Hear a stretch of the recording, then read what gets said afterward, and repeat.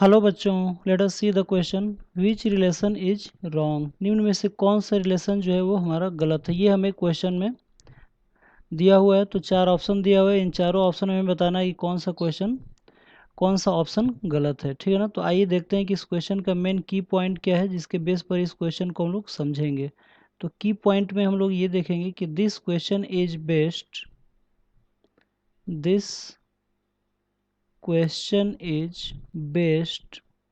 unit system of different physical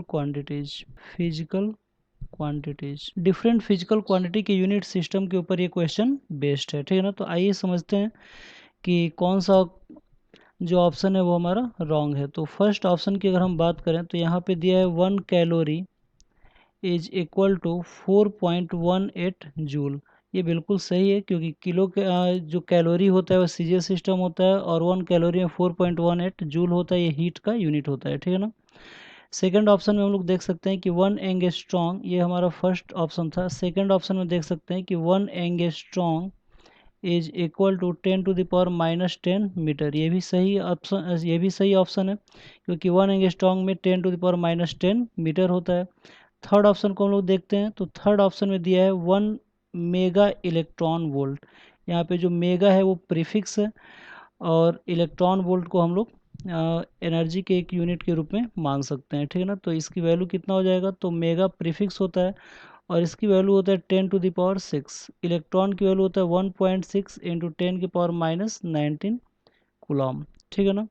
और भी यहाँ पे वोल्ट है, यानी कि कूलम इंटू वोल्ट करते हैं तो ये हमारा आ जाता है जूल। तो इनको दोनों को एक साथ अगर हमें लिखना होगा तो हम लोग इसको जूल मान सकते हैं। ठीक है ना। यानी कि इसकी जो वैल्यू आएगी वो किस में आ जाएगी, जूल में। तो इसकी वैल्यू आ जाएगा 1.6 इंटू 10⁻⁻13 जूल। तो 1 MeV मेगा इलेक्ट्रॉन वोल्ट में ऑप्शन में भी वही दिया है, 1.6 इंटू 10⁻⁻13 जूल, यानी कि तीसरा ऑप्शन भी बिल्कुल सही है। तो हम बात करते हैं नेक्स्ट ऑप्शन की। तो 1 न्यूटन, तो 1 न्यूटन हमारा एम के सिस्टम में फोर्स का यूनिट होता है, और ये होता है 10⁵ डाइन। डाइन हमारा सीजीएस सिस्टम का यूनिट होता है।